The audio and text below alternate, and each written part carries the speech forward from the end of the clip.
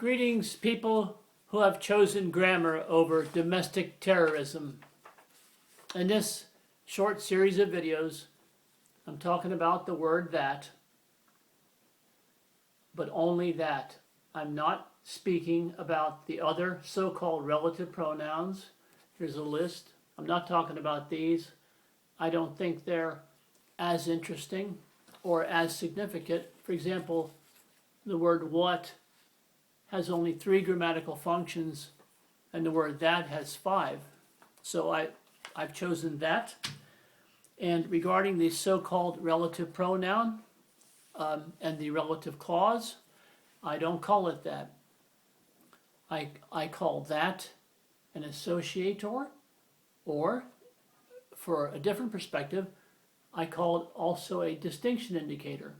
In other words, if a young person or a student's learning about that in its function in so-called relative clauses, I offer different perspectives. I think it's a little bit easier way to look at that in that function. Okay, for example, I call it the associator in one perspective. Here's that. It's an associator. It associates the word book with the little predicate phrase is blue. It's all it does, just associates it, right? And it tells you what your core declaration is. Book is blue. It's making a point. I talked about that in my other videos. So basically then, with the associator function, we end up with an association. That is blue, right? That's your association. And then the other perspective, okay, in case you don't like this, you say, that's kind of a crappy idea.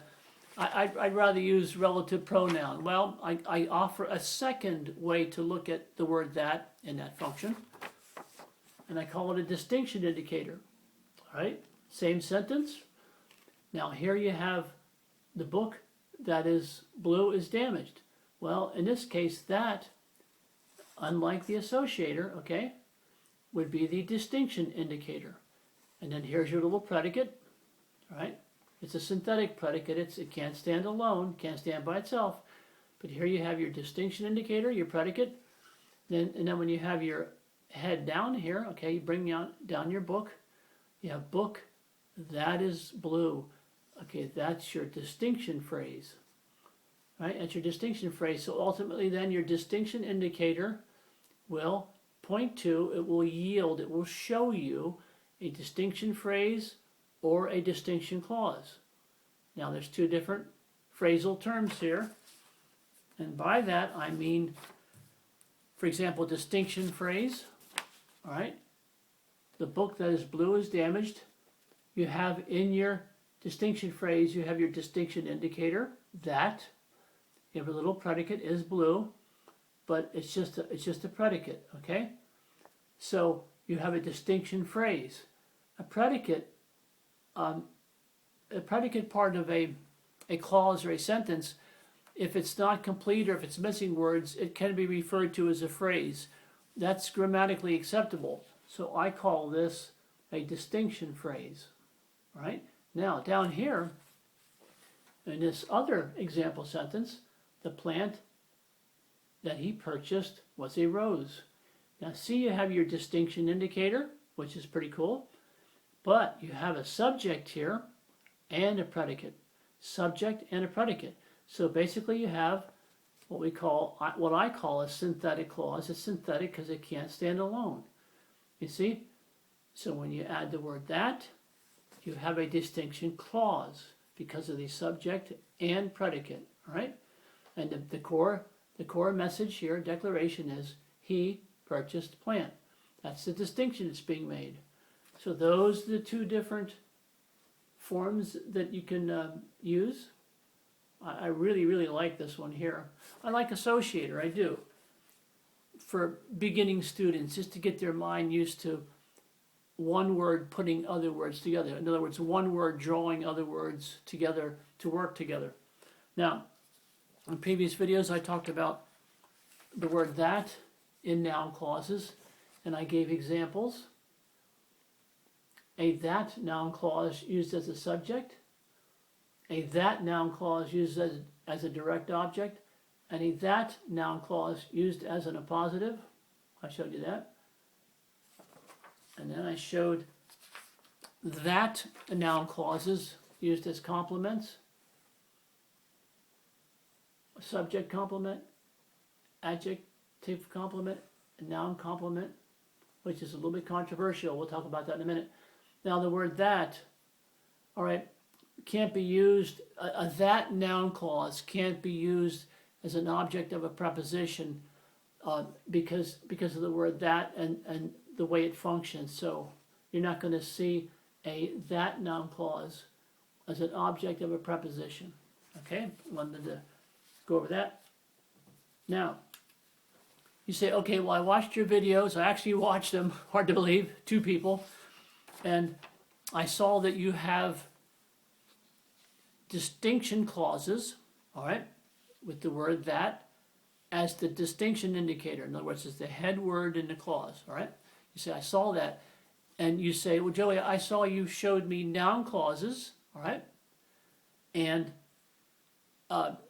with the word that, and then you showed the noun clause functioning as a noun complement. You say, well, I'm confused. Well, the concept of complements is kind of taken from descriptive grammar. Remember, descriptive grammar is this thing, this kind of modern innovation where they say, well, if people talk like that, then it must be correct. It must be real. If people talk like that. In other words, if people speak in a certain way, even if it's poor speaking or it sounds illiterate, or even if they write and they write funny and they don't punctuate correctly, people say, well, people do that, so it must be correct. It must be acceptable. Well, I disagree.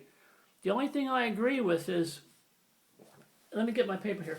The only thing I agree with is, for anybody to talk about grammar in these modern times, you kind of have to include the topic of complements, which kind of come from descriptive grammar.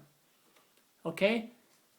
So if you want to teach and you want to try to impart information from a prescriptive viewpoint, in other words, from the old-fashioned, solid way, in other words, rules and regulations, and prescriptive grammar is the time-tested way to learn grammar. But if you want to talk about grammar in the modern sense, you kind of have to speak about prescriptive stuff, and you kind of have to add some descriptive, newer stuff, or students will get confused, because you're going to find the word complement in all your modern grammar books, and you're going to find it all over the internet. Okay, I wanted to say that. You're going to find the word complement.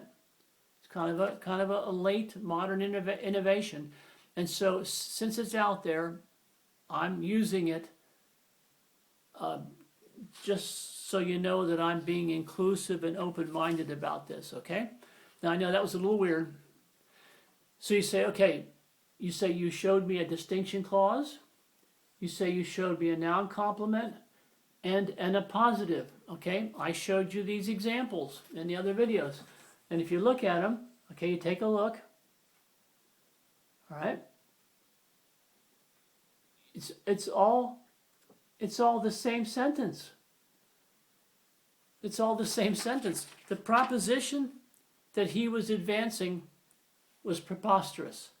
And I have the distinction clause clearly noted in green, right? Then there's your noun complement. Again, the proposition that he was advancing was preposterous. And I have the noun complement clearly marked in blue. And then down here for the appositive in this same sentence, I have the appositive clearly marked with the pink underline. And the only difference is in these three, as there's commas before the appositive and after the appositive. Okay, now I have to say this slowly and clearly, because this is where people get confused. They get confused with prescriptive versus descriptive. They get confused over terms like clause, complement, right? And they just get plain confused, because grammar is not for everybody. It's a weird discipline. It's a weird subject. So the point I'm trying to make here is you have almost the same sentence with the exception of these commas.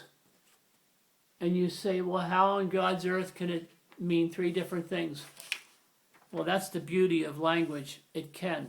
Well, I'm about to show you. In the first example, that, the word that used in a distinction clause, okay? The sentence was the proposition that he was advancing, etc., etc. All right? Now what we have here is that is your distinction indicator. Remember, it's a distinction clause. And he was advancing is a little bit of a predicate.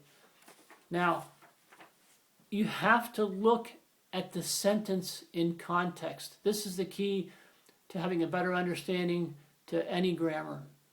You have to say, well, what was the sentence used in context with something else? In other words, how did it fit in with the conversation or the discourse?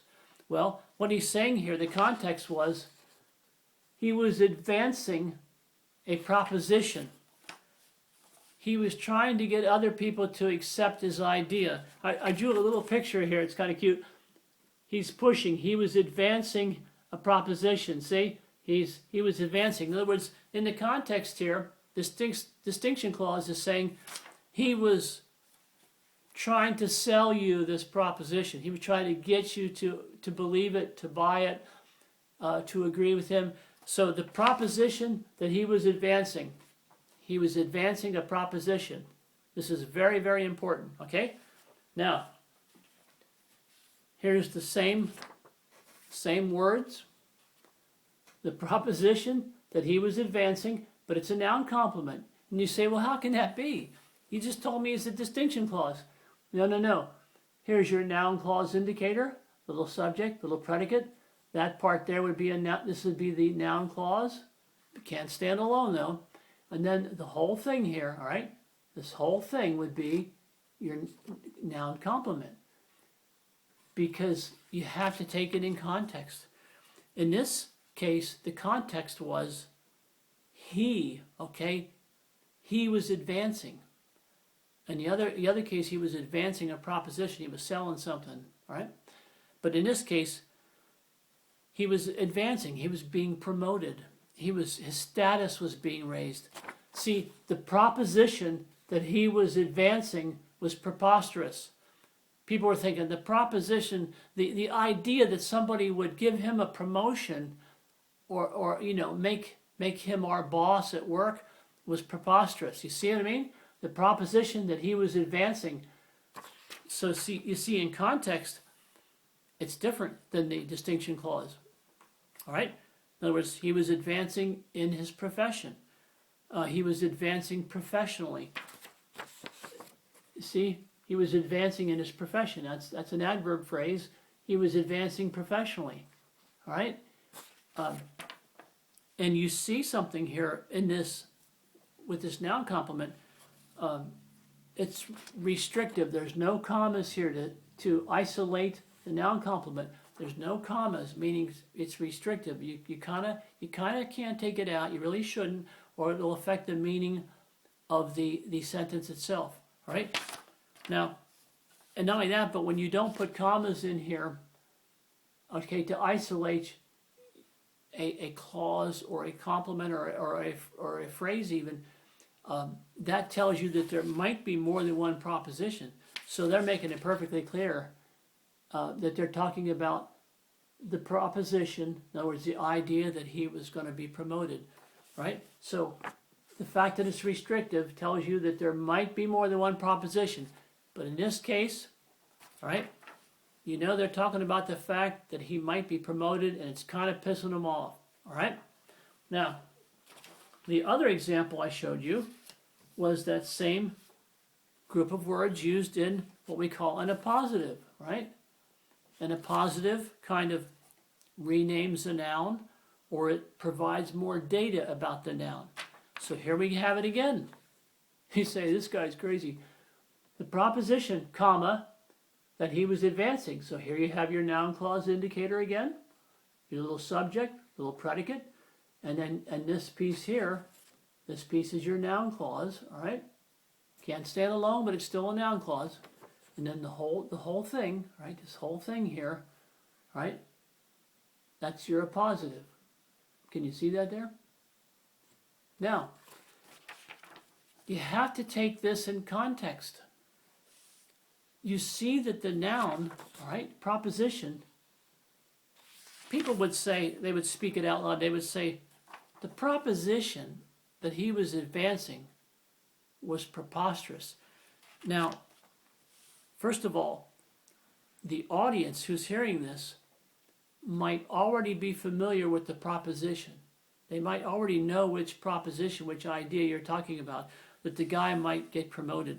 In other words, whatever was preposterous, in other words, the proposition that he was advancing was preposterous. So whatever was preposterous in this situation, all right, was made clear because whoever spoke this repeated, basically restated the noun. They said the proposition, comma, that he was advancing. When you speak and you use appositives, you kind of, in between the main noun and the appositive itself, you kind of stop momentarily. That's punctuation when you speak.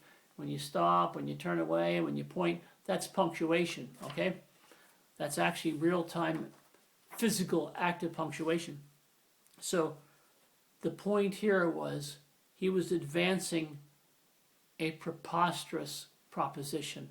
See, when you use it as an appositive, all right, when you use the word that, all right, with this noun clause, what you're doing is you're restating something about the proposition. You're saying the proposition I'm talking about is this one, and I want to let you know that this is the one that we think is preposterous. It's horrible. We hate it, right? And so when you see the commas here, all right, with clauses, that means it's non-restrictive. That means here that it's unlikely that there are more than one proposition. Okay? Now, I hope I made that kind of clear, but it's a very hard topic because, first of all, well, let's look at this again this way. Distinction clause, all right? I told you what it is. I invented it. I reworked it. It's the old relative clause, right? In the first sentence, in the first example, the proposition, the noun, proposition itself was featured. It was stressed. It was emphasized with the distinction clause form. In the second example, noun complement, that he was advancing. The fact that he was advancing, the fact that he was being promoted was the main crux, the critical point of that sentence, even though these two sentences were worded exactly the same. And then finally in the appositive, all right, the fact that the proposition itself, which was restated, it was stated twice, the proposition itself was preposterous. That was the key point. So in the distinction clause, you are featuring, hold on, in the distinction clause, you are featuring the proposition itself. In the noun complement, you're featuring the fact that somebody had the nerve to want to promote the guy. And in the appositive, by restating the head noun, in other words, by saying it basically twice, you were stressing the fact that the proposition, where the hell is it? Oh, here it is. You were stating the fact that the thought that they would do that was preposterous. You see, in the distinction clause, you're focusing on the proposition. In the noun complement, you're focusing on the fact that he was being promoted, or that he was advancing in his company. He was moving up in his company. And then finally, in the appositive, we're stressing that the fact that this whole business, stated twice, was just a bunch of crap. So do you understand that? And that's why I know I'm running late. In contemporary grammar, people have a serious problem. And no two people and no two websites are in perfect agreement on this. I studied this. Is some people think that the noun complement and the appositive are exactly the same thing, with or without commas. Some people think that there is no such thing as a noun complement. They say, no, they're all appositives. And then they go back and forth, and who cares?